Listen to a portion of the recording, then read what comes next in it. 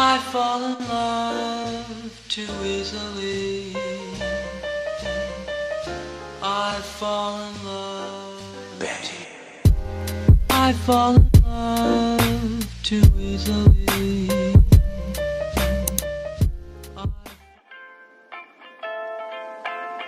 Hey guys, it's Kyra and today's a great day. My camera died literally 2 minutes into this trip, so I'm filming on my phone today. Today, Chase and I are going to see Drumheller. We're gonna go to the Royal Tyrrell Museum and all of the fun little sights to see. And then we are going to drive to Sylvan Lake and I will show you guys some of the fun spots there. On the road again. This trip was full of views from start to finish. It's a canola year, which means Alberta highways are encased in these stunning yellow fields. Honestly, a 2-hour car ride goes pretty quick with sights like these.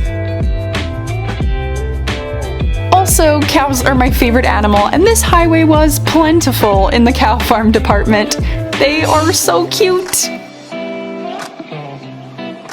We felt like little kids rolling up to Drumheller through hills like these.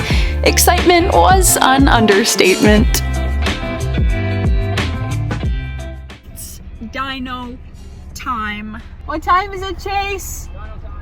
Did you hear that? He said Dino time. We, of course, masked up before heading over to see the dinos. You do have to book a time slot online to visit the museum, so make sure you do that if you're planning on going. Fun fact, the first time I went to the Tyrrell Museum, I was like 8 years old, and I was too scared to go in because of these dinos in the entrance. So this trip is what we call character development. I feel like dinosaurs are something my brain always puts in like a make-believe category, if that makes sense. Like dragons, I forget they're real and literally existed in Alberta. Like right where you're standing or sitting, 65 million years ago, there were dinos just chilling there. Doesn't that make your hometown sound a lot more cool? How terrifying would it be if dinosaurs were still around now and we had to like be careful not to run into them? Like a bear in the woods, except it's a dinosaur? Or instead of looking out for a deer on the highway, you have to keep an eye out for raptors. I don't know, that's just a thought. Chase and I actually ended up being the first ones into the museum that day, and it was pretty sweet. It was basically empty, and we didn't have to worry about COVID as much because there hadn't been tons of people walking through there before us, leaving all their nasty germs behind. Still, we didn't touch anything because that's not cool in COVID land. Stay safe.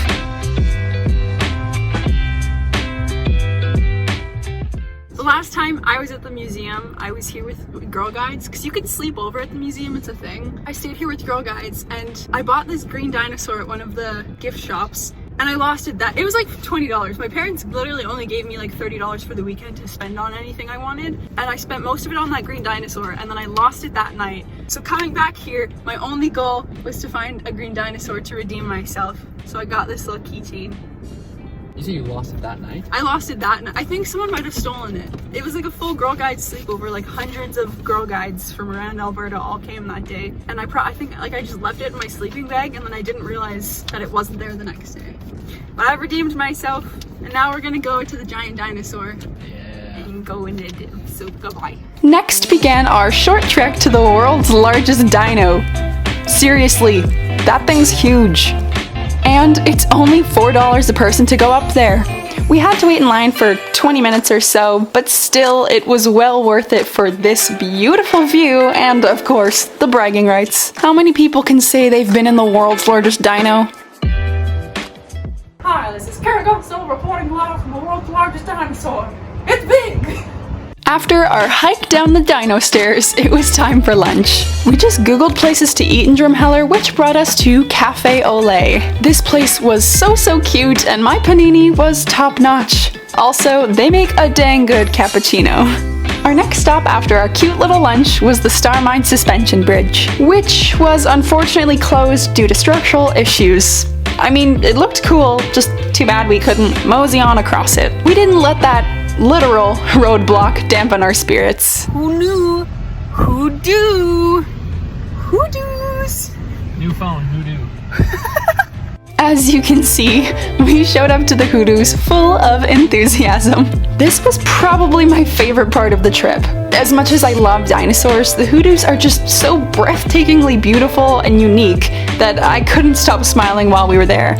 I know it isn't easy to tell, but yes, I was grinning ear to ear under that mask. The only con to this part was all of the people who were there without masks and not respecting social distancing. Ugh, I can't stand that. But we steered clear of those crowds and climbed around on the less populated areas. Goofing off with Chase and the Hoodoos is a memory I'm gonna cherish forever. Another step on my green dino redemption. I bought this little squishy dude at a gas station. I'm excited to put him on the shelf in my new house. Harry, I'm naming him Harry. Harold, he's more of a Harold. Watch my moving in content to see Harold put up on a shelf in my new house. Harold, tell the people what to do. Subscribe to Kyra Gusto. We'll go to Sylvan Lake. Yes, we are. I have a problem. Overall, our little Drumheller adventure was an absolute blast. It was definitely worth the hand sanitizer baths to see the dinos and the Hoodoos. Plus, we discovered a totally adorable and underrated cafe. I definitely recommend safely visiting Drumheller this summer. Next, through the gorgeous Alberta canola fields and wind farms, we drove to Sylvan Lake to meet up with some of Chase's family. We didn't go to the beach for obvious reasons. I'm fully cooking. Sunglasses and mask. It's a personal sauna, but anything is better than getting COVID or giving COVID. As I say a million times a day, cows are my favorite animal, so of course we had to stop at the Big Moo for some ice cream. How could anyone not love a place painted in cow print? We obviously didn't want to take our masks off on the street, so we walked back to the car and enjoyed our ice cream there. Chase's sister is actually renovating a house in Sylvan right now, so we stopped there for a bit and Chase hopped in his bobcat to take it for a whirl. What an industrious cutie. Vegans be like. Then we went to Buks for supper with some family and friends.